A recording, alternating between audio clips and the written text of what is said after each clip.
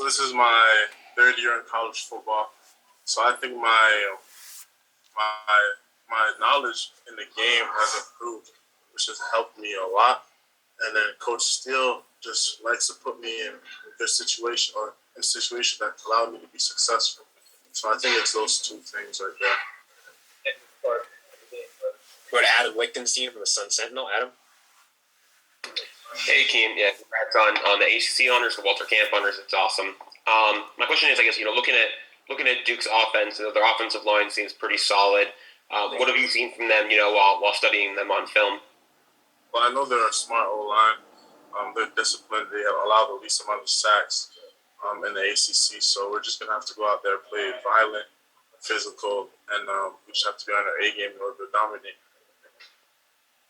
Go to Luke Cheney from All Hurricanes. Luke, go ahead for Akheem. Hey, what's up, Akheem? So, 3.5 sacks, obviously very impressive. What led to you having this type of performance? And then just out of curiosity, have you ever had that many sacks in a game before? I've never. That's my career high in the game. But I think what led to it was just great preparation as a whole defense. Shout out to my guys on the inside, Jackson, LT.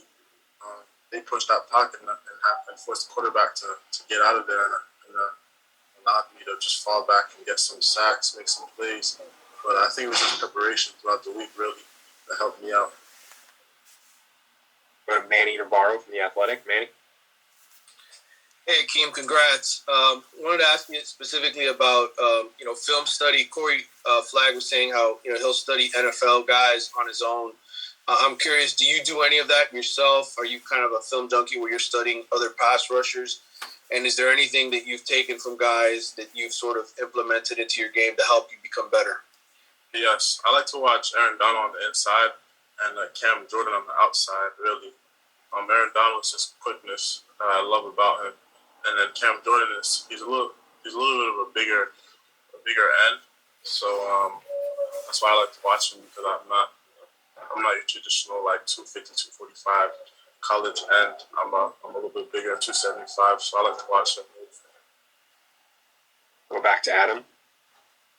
Hey again. So I know obviously you don't spend a ton of time working with Tyler Van Dyke because you guys are obviously on different sides of the ball, but when you are around him, either in 11 on 11s or in the locker room, have you seen him, make any changes the last couple weeks? He's obviously had a lot of success the last 2 weeks after starting the season kind of slow. Have you seen any changes from him in his demeanor or the way he prepares or anything at all?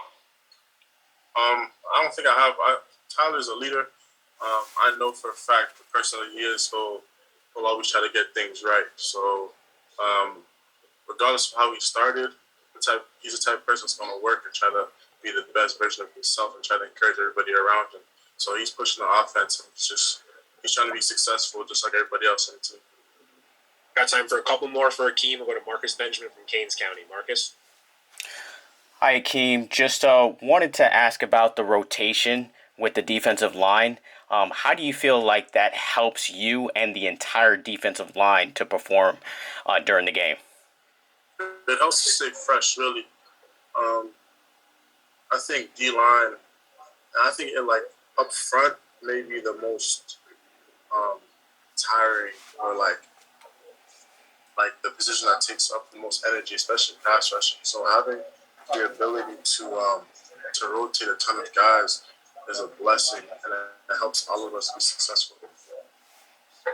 We got time for two more. We got two more hands up. So we'll go with Luke and then Manny, and that'll be it for Akheem. Luke, go ahead. Hey again, Akheem. So you mentioned some of the good situations that Coach Steele has put you in this season. Can you just, talk a little bit more about what these situations are and, how you're best used as a pass rusher and as a defensive lineman? Yeah, so I guess on base downs, I'm usually on the outside, but when it comes to pass rush, he'll put me on the inside, line me up against whatever guard they think I'll be successful with. And at that point, it's just everything else in my hands. It's just my job to execute and try to make a play. All right, last question for Akheem comes from Manny Navarro. Hey, Akheem, when you guys face mobile quarterbacks, and I know you face a lot of them this year, but a guy like Riley Leonard, Coach Steele talked about the challenge of sort of caging him in, not letting him, don't pushing too far up where you open up holes and he can escape and run. Can you speak to what that challenge is like and how it is that you and Leonard and all the other guys in the defensive line kind of work at that and communicate to make sure that you're doing a good job at that? Yeah, so we always watch this thing called rush lane. So we watch film on where the quarterback will like roll out the most. So it's all about really rush integrity.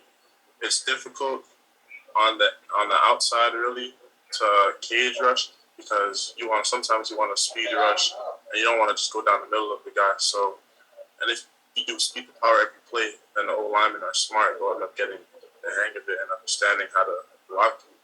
But at the end of the day, everybody just wants to do their job and try to make the whole defense successful. If we do our job and the guys in the back end do their job, we should be dominant. We will be dominant. All right, Akheem, thank you very much for your time. Thank you.